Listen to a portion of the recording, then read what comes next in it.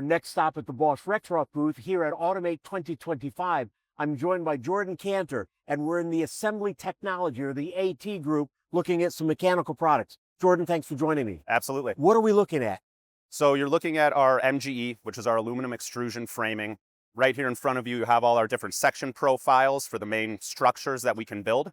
It's a modular, completely aluminum framing build. Extruded aluminum framing. Yes. Inch and metric dimensions? Yes, in both standard and metric. And you can build all kinds of things out of it. You've got a little display here. What are we looking at? You're looking at our EcoSafe solution set here. So this is designed around machine guarding. So it's completely configured parts that are easy to assemble and are designed around protecting machinery, whether it's end-of-line material handling or robotics.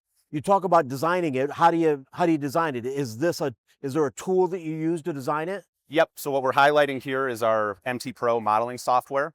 It's a design software that comes completely configured with all of our MGE parts in the library. So all of these parts are easily drag and drop into a space where you can build these systems. And it delivers a bill of materials then that the customer can use to figure out how to do this. Exactly. Yep, so after you design in here, whether it's done internally or by our customers, you're able to export these bill of materials, and you can use that for purchasing. Jordan, that's great. Thanks so much for taking the time to talk to us. Yeah, absolutely. Thank you. You bet. Thank you for joining us. To learn more about Evolution Motion Solutions, visit us at evolutionmotion.com. Don't forget to subscribe to Evolution in Controls on whatever platform you use for podcasts or on YouTube for a video version so you can be notified when we release new episodes. Thank you again for joining us here at Automate 2025.